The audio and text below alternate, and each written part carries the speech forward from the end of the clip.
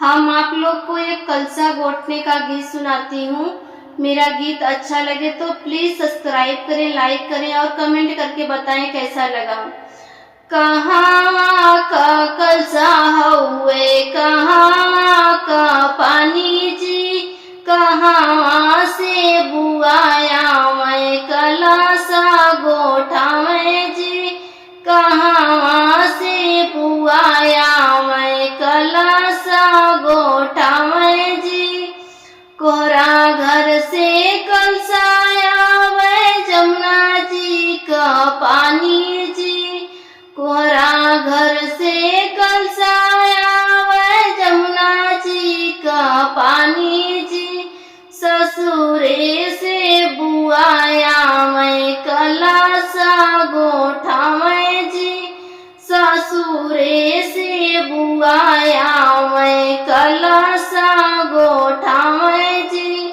दुआरे से पपाया मैं अंगने में ठाड़ा जी, कौने गाले बू बेटी कलसा गोठाई जी, कौने गाले बू बेटी कलसा गोठाई जी।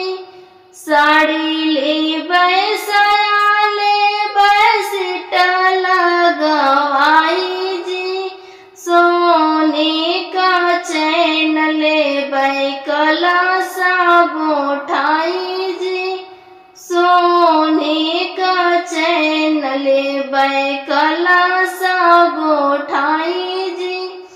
दुआरे से भैया अंगने में ठाड़ा जी, कौने गाले वो बहिनी कलसा गोठाई जी, कौने गाले वो बहिनी कलसा गोठाई जी।